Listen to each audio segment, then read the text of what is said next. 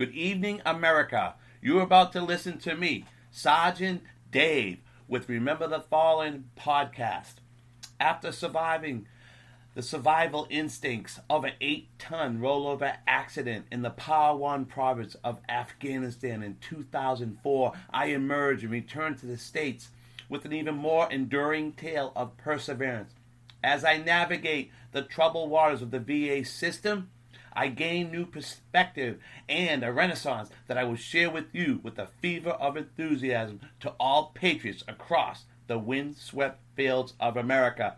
All right, we're going to be listening to jarheads, squids, wingnuts, ground pounders like myself, Army, and an occasional coastie. Maybe not. But most of all, I will be advocating to patriots like yourself that get a lump in their throat when they hear the national anthem being played at a ball game. You see, one of us can be run off, two of us can be disregarded, but a show's audience, together we are a movement. All right, here we are live at the Remember the Fallen YouTube studio here in beautiful Seminole County, USA on the Winter Springs Oviedo line. And tonight, you guys, you got just me tonight. Yep. No interviews, no other squids, Marines, or anything. You just, myself, just the ground pounder tonight. All right, I'm going to talk about AMAC, the AMAC magazine. It's actually the official magazine of the Association of Mature American Citizens like myself, over 50 and plus, okay? That's what they focus on. And it's a better for you and better for America. And basically, they believe in smaller government, fiscal responsibility, religious freedom, strengthening, supporting our military, hoorah, and repeal Obamacare. So I'm going to read you an inside of the actual editor, and his name is Dan Weber. He's the founder and CEO of Association of Mature American Citizens. So he believes in your dreams. So don't forget, just keep believing your dreams. And he has a great message here I want to share with you. So the best holiday gifts we can give to ourselves this season is the joy of believing in our dreams. Don't ever let anyone tell you that your dreams are a waste of time. Walt Disney understood that dreams are the building blocks of success. In fact, he built an entire empire around an animated mouse. Walt lived by his mantra, if you can dream it, you can do it. He astutely said, all our dreams can come true if we have the courage to pursue them. In life, it's easy to get dragged down by what we don't have or what we haven't accomplished. I understand that because as a kid, my parents didn't have a lot of money and things were tight. Hey, it sounds familiar, huh? That was one reason some buddies and I started a landscaping business in high school. I started one, but it was later in life. I started when I was 25. And basically, just like me, we mowed lawns, dug giant holes for trees, out in the blazing heat, split and carried and stacked piles of firewood, shoveled sidewalks, picked up and hauled trash, and climbed steep roofs to clean debris out of gutters. At the end of each day, tied with blistering hands, I took immense pride in my accomplishments. Working hard and seeing the fruits of my labor lit a fire inside of me. It made me more determined to succeed. I never let go of my dreams. Disney shared other inspiring wisdom. The way to get started is to quit talking and begin doing. So when I heard that it would be impossible to build an organization like AMAC, I knew I had to do it. That same fire of motivation ignited inside me. I have always viewed seniors as valuable society members, providing people age 50 plus with political and ethical support and fair representation encouraged me. My wife and I began AMAC humbly and applied the same hard work principles as I did in my high school landscaping business. We created a strategy, working long days into nights, took numerous personal, financial, and business risks, and prayed for success. Thankfully, along with your support, we now proudly represent your voices in Washington, D.C., all because we dared to pursue our dream. In this holiday time edition, we bring to you a variety of newsworthy topics, such as an issue of voter fraud, and that's what we're going to concentrate on tonight's podcast, U.S. trade with China, convention of states, plus a little creative political satire to spice things up. Be sure to spread the word about AMAC so that our membership continues to grow, and give yourself the greatest gift this holiday season, the ability to believe in your dreams. May you find inspiration on every page. Dan Weber, the founder and CEO of Association of American Citizens. I highly recommend you to contact AMAC at 888-262-2006. Once again, AMAC, contact 888-262-2006 and get the next episode. It's a great magazine. I love it. I can't wait till it comes in the news in my mailbox. I love it because it's wrapped up, doesn't get wet. It's put in the mailbox, not thrown out on the sidewalk like the old days. So I highly recommend this awesome paper, and it has a great episode of voter fraud, preserving the integrity of our elections. The fake news, media, tends to report on the voter fraud debate by covering two extreme views: that voter fraud is either rampant everywhere or that it almost never happens. On the one hand, the media reports claims by President Trump that he would have won the popular vote in 2016 were it not for 3 to 5 million votes being cast illegally. There is no available evidence supporting that such a high number, and Trump's other exaggerations on the issue certainly don't help the quality of the debate. He's being honest, right? But the media also goes out of its way to dismiss genuine concerns about the integrity of our elections. New York Times' Glenn Thrush once declared, for example, that there is essential no voter fraud in the country. Yeah, right. Then, when shown example after example of genuine fraud, the media yawns and quotes experts saying it's not widespread. But that reflects a fundamental misunderstanding of elections. You don't need widespread voter fraud to change election outcomes. Just small-scale efforts targeted on tight or consequential elections. You know, how do you eat an elephant? One bite at a time, right? So take Al Franken's 2008 victory over incumbent Republican Senator Norman Coleman in Minnesota.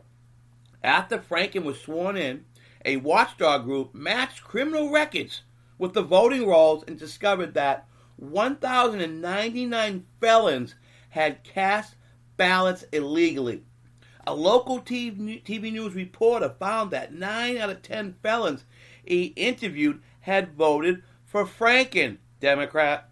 State law allows prosecutions only of those who admit knowingly committing voter fraud, and 177 were convicted. Franken's margin of victory was just 312 votes, probably the closest ever, all right? That is pretty close. It gave Democrats their 60th Senate seat, creating the filibuster-proof majority that made Obamacare law. Can you imagine that? Voter fraud pushed Obamacare law. It wouldn't have passed as is without Franken's vote. That's fraud that had real consequences for our country. Don't you agree, right? Those who say voter fraud is no big deal should realize something. We have two key civil rights in this country when it comes to voting. We must make sure people aren't blocked from voting. Yep. As our Voting Rights Act of 1965 ensures. But equally important, we must ensure that no one's vote is canceled out by someone voting twice. A non-citizen, a felon who hasn't had their voting rights restored, or someone who doesn't even exist. That kind of disenfranchisement breeds cynicism and reduces voter confidence. The general public in our democracy in the same way that poll taxes and other barriers to voting used to. The general public instinctively understands this, which is why they support common sense measures to preserve the integrity of our election. In 2016, a Gallup poll reported that 80% of those surveyed backed voter ID laws. 80%. That would require people to prove that they are who they say they are when they vote in person or cast absentee ballots. The breakdown by party is overwhelmingly favorable. 95% of Republicans, 83% of independents, and only 63% of Democrats favor voter ID. A full 77% of minority voters back voter ID laws. That's surprising. despite opposition by many groups that purport to speak for them. The myth that voter ID is a new Jim Crow type effort to reduce minority voting is widely rejected for the rubbish that it is, except by academia and the glitterati of the mainstream media. You know, academia is far left now. We know that. So across the country, election laws require voter identification exists with some variation in 34 states, right? So we just want to do it by the law. Now, when we require voter identification, we might get, they're profiling us as an excuse, right? But some of the states without any voter ID laws or other measures to prevent fraud are among the nation's biggest, including New York, blue state, California, blue state, Pennsylvania, majority blue. They would benefit from properly drafted voter ID laws with safeguards against absentee ballot fraud and strict limits on laws that allow people to register and vote on election day. On the same day, you can't get your butt in there and register before election day? There's too much going on. That shouldn't be allowed. That's my opinion. Even though in person voter fraud isn't rampant, it is easy for fraudsters to commit it without getting caught. It's almost a perfect crime, undetectable unless someone confesses to it. In 2013, New York City's Department of Investigation detailed how its undercover agents claimed that 63 polling places to be individuals who were in fact dead had moved out of town or were in jail. In 61 instances, 97% of the time they were allowed to vote. To avoid skewing results, they voted only for non-existent write-in candidates. How did the city's Board of Elections respond? Did it merely probe and reform sloppy procedures? Not at all, says AMAC. It instead demanded that the investigators be prosecuted, right? Most officials don't want to admit how vulnerable election systems are, but privately they express worry that close elections could be flipped by fraud. You know it is, right? The chaotic state of our voter registration rolls makes it easier for political operatives in a close vote to round up folks for some last-minute shenanigans, as in a notable voter fraud case in St. Louis, Missouri in 2016. That city's aging black political machine used absentee ballot fraud to steal a Democratic primary for state legislature away from a 31-year-old Black Lives Matter activist, Bruce Franks, Jr. In September of that year, a local judge called a new primary election after hundreds of absentee ballots were found to have been cast improperly. Frank went on to win the new election in the same district with the same electorate with 71% of the vote. Our election officials have known for a long time that American voters' registration lists are breeding grounds for potential fraud, according to a 2012 Pew Research Center survey. 1 out of 8 American voter registration is inaccurate, out of date, or a duplicate. Some 2.8 million people are registered in 2 or more states, and 1.8 million registered voters are dead. Even though that's a rich vein of potential mischief for fraudsters. The Obama administration didn't file a single lawsuit in 8 years to demand that counties clean up their voters. Let's say that again. Even though that a rich vein of potential mischief for fraudsters, the Obama administration didn't file a single lawsuit in 8 years to demand that counties clean up their voter rolls, as they are required to do by the 1993 federal motor voter law. In 2009, 3 Justice Department staffers heard Deputy Assistant Attorney General Julie Fernandez say that the DOJ would not be enforcing that provision of the motor voter law because it ran counter to the law's overall goal of increasing turnout. So all they care about is increasing the turnout. Who cares about fraud? Increasing the turnout means increasing the Democratic vote. That attitude helps us to explain why liberals use such hysterical attacks on voter integrity measures. Some liberals are mistakenly convinced that voter ID laws and other measures to buttress the integrity of elections are discriminatory, even though minority turnout has gone up in states that have adopted voter ID. Many also say fraud isn't a serious issue. Rather than fighting such laws, however, they should be working to ensure that everyone can easily obtain an ID. There was a sharp disagreement over how many people lack proper identification. Former Ohio Secretary of State Ken Blackwell, who was himself black, pointed out in the Wall Street Journal that one of the most often cited factoids, something that sounds authoritative but is not fact-based, is the NAACP's claim that 25% of black American adults lack a government-issued voter ID. Think about that for a moment. This would mean that millions of African American men and women are unable to legally drive, cash a check, board an airliner, or participate in everyday activities of modern life. Hyperbole of this sort perpetuates the patronizing view that minorities are helpless victims. Liberals say Blackwell doesn't understand how high the barriers are for some people who lack ID. But if he were really wrong, it is difficult to see why so few voters apply for free ID in states with such requirements. No matter how many people lack voter ID, we should not be fighting over the issue in court, but rather spending our resources on getting ID in the hands of those who don't have one. The stalemate can be broken. Former President Bill Clinton and Jimmy Carter have endorsed the idea of adding a picture ID to Social Security cards. That makes a lot of sense. That is the most ridiculous form of ID. When you go get a job, let me see your Social Security card, right? No picture on it, just a number. That's why there is so much immigration fraud, because all you got to do is have numbers on a Social Security card and then a fake ID photo, and you're in America. At least that's how it was about 20 years ago. The idea behind this agreement is to find a way forward that eliminates error and makes the best possible decision that we can all live with. The two former presidents were joined by Andrew Young, former UN ambassador and confidant of Martin Luther King Jr.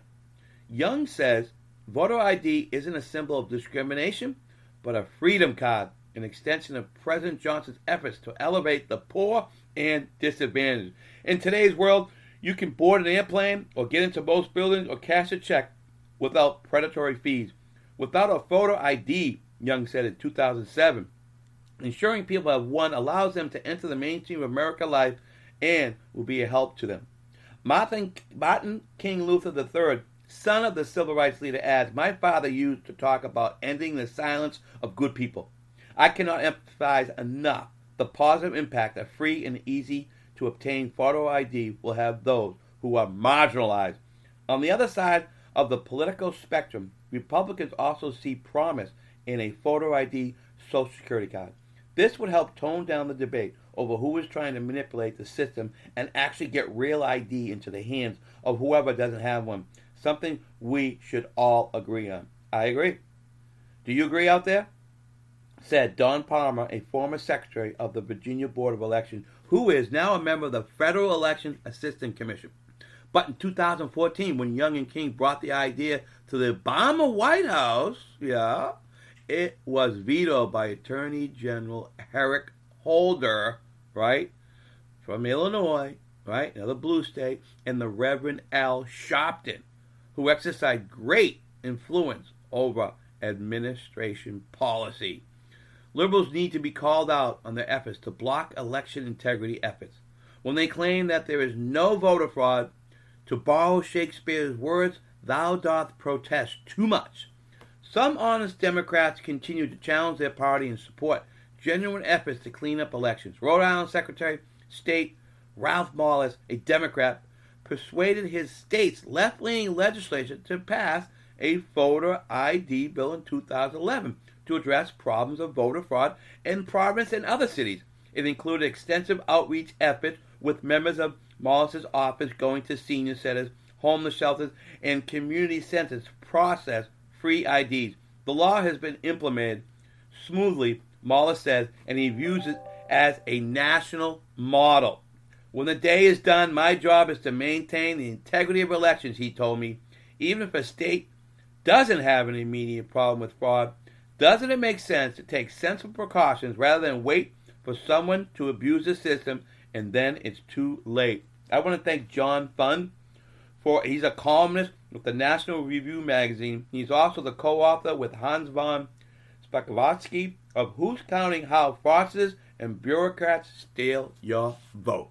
All right, it's that time to support our sponsors and listen and buy some products. And for y'all you fit veterans in the audience, get down and give me 22 everyday push-ups for the 22 veterans that will die of suicide tomorrow. Hey, this is Jay Farner, CEO of Quicken Loans. Quicken Loans is celebrating our best quarter ever, and now we're celebrating some of the lowest refinancing rates ever. Rates have dropped so much that many Americans can reduce their rate. You may be able to save money on your monthly mortgage payment right now. The rate today on our 30-year fixed-rate mortgage is 3.99%, APR 4.18%. Call us at 800-QUICKEN or go to rocketmortgage.com to learn more. Rates subject to change. A 1.375% fee to receive this discounted rate. Call for cost information and conditions. Equal housing lender. Licensed in all 50 states and MLS number 3030.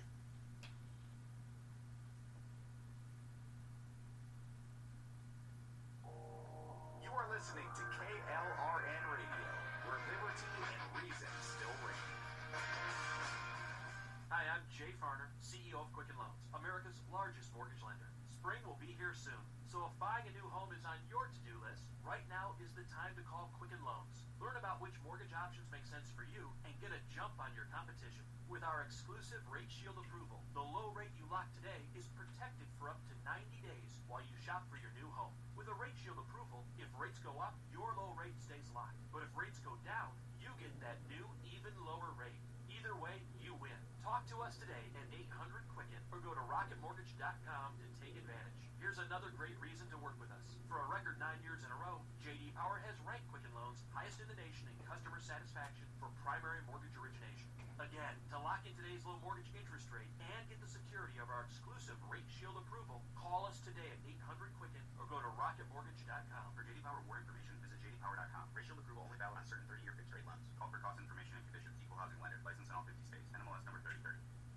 Thoughts of suicide may feel impossible to overcome, but with help and support, you can find hope in me. Call the National Suicide Prevention Lifeline at 1-800-273-TALK to speak to a counselor, or visit suicidepreventionlifeline.org. It's free, it's confidential, it's available 24 hours a day, 7 days a week. And even if it feels like it, you're not alone. Hey, I'm Andy. If you don't know me, it's probably because I'm not famous. But I did start a men's grooming company called Harry's. The idea for Harry's came out of a frustrating experience I had buying razor blades. Most brands were overpriced, over-designed, and out of touch. At Harry's, our approach is simple. Here's our secret. We make sharp, durable blades and sell them at honest prices for as low as $2 each. We care about quality so much that we do some crazy things, like buy a world-class German blade factory. Obsessing over every detail means we're confident in offering a 100% quality guarantee.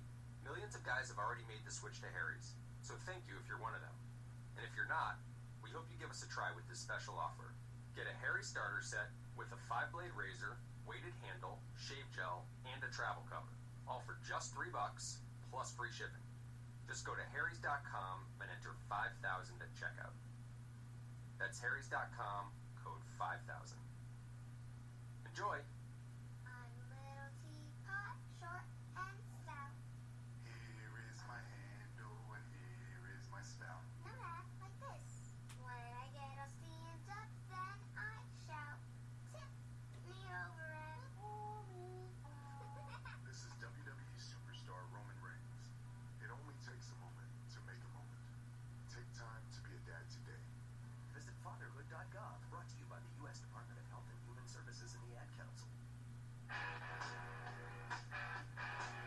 KLRN Radio has advertising rates available. We have rates to fit almost any budget. Contact us at advertising@klrnradio.com.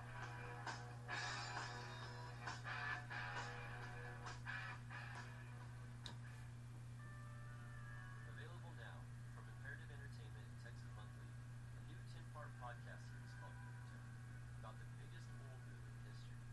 Boomtown takes you to a rugged corner of West Texas, where roughnecks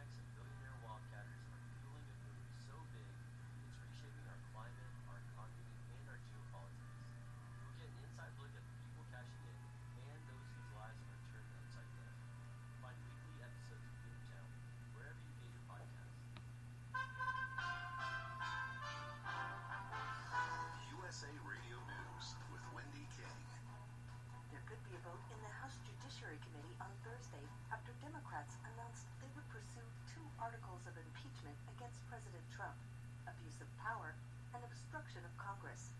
The president called the articles sheer political madness. Even the Democrats, they couldn't find very much because they put up two articles that, frankly, are very weak. Democrats argued his violations are continuing. Just this week, his personal lawyer, Rudy Giuliani, returned from another trip to Ukraine. House Intelligence Committee Chairman Adam Schiff responded to critics. The argument, why don't you just wait, amounts to this. Why don't you just let him cheat in one more election? On Wall Street, the Dow is down 28, the S&P down 3, and the Nasdaq down 6 points. This is USA Radio News. One officer is dead, along with 5 other people, in a number of shootings in Jersey City, New Jersey. Police Chief Michael Kelly says he encountered heavy rifle fire coming from one building. Units responded and were immediately engaged by high-powered rifle fire. The citywide assist was called. At that time, we were learning at the same time that we had another officer down in another part of the city. That officer has been identified as Detective Joe Seals, who died from his wounds. He was shot in another location after what Kelly says was an effort to take guns away from suspects. After his shooting, the 2 suspects ended up in a market where there was a lengthy shootout. They were killed along with 2 bystanders. It was a down day on Wall Street.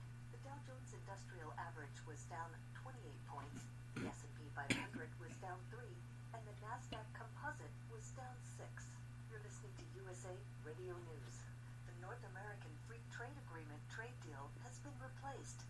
Here's USA's Chris Barnes with more. On the same day that U.S. House Democrats released 2 articles of impeachment against President Trump, Democratic House Speaker Nancy Pelosi says a deal has also been made with the White House concerning the USMCA trade agreement, which is to replace NAFTA and which has been one of President Trump's top priorities.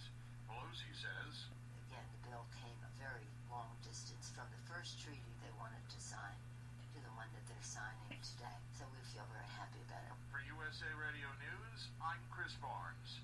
Gallup reports a record 25% of Americans say they or a family member put off treatment for a serious medical condition because of the cost. John Clemens reports. Results of the Gallup survey found that is up from 19% from a year ago, with another 8% indicating a family member put off treatment for other less serious conditions. I spoke to Lydia Sound of Gallup, who says that brings the percentage of households delaying care due to the expense to 33%, tying the high from 2014. Overall, we find that a third of U.S. adults say that they or their family couldn't afford care in the past year, and a subset of those, which is 1 in 4 Americans, say they couldn't afford care for a serious medical condition. I'm John Clemens. For USA Radio News, I'm... All right, I'm back. Sergeant Dave with the Remember the Fallen podcast and YouTube studio on the beautiful Winter Springs Oviedo line in beautiful Seminole County, USA, with a new type of Did You Know segment of the Remember the Fallen show. Yeah, did you know that President Trump's charitable paychecks, as we enter the season of giving, President Trump has been an example of consistent generosity in sharing ever since he took office. During the past few years, President Trump has donated his quarterly salary to the following agencies. First quarter 2017, National Park Service to help with the long-deferred maintenance projects on the nation's 25 battlefields. Second quarter 2017, Department of Education to fund a STEM-focused camp for students. Third quarter 2017, Department of Health and Human Services to combat the opioid epidemic. Fourth quarter 2017, Department of Transportation to support its programs to rebuild and modernize the crumbling infrastructure. First quarter 2018, Department of Veteran Affairs to support its caregivers programs. Hoorah! Donald, yeah. Second quarter 2018, Small Business Administration to assist veterans transitioning from military life into the private sector. Double hoorah! All right, Prez. Third quarter 2018, National Institute on Alcohol Abuse and Alcoholism for research. Fourth quarter 2018, Department of Homeland Security.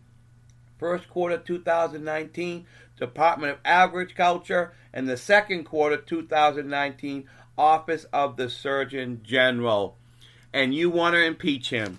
All right, it's about getting 0 Dark 30 for the show, and I'm just about ready to go into rack ops mode. But before I relax, never. One last promo. So go to Sergeant Dave Matthews at gmail.com for suggestions for the show's content. SGT Dave Matthews, MATTHEWS at gmail.com.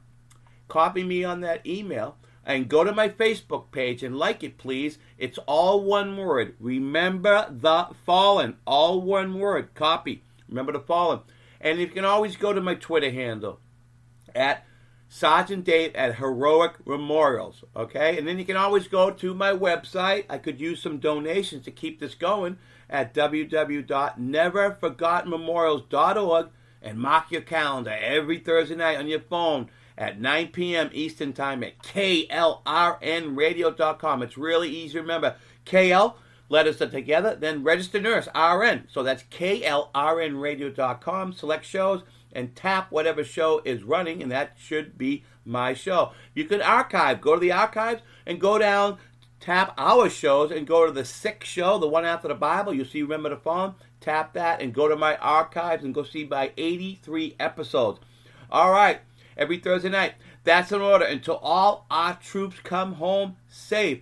All right, Fallout, Pop Smoke, out.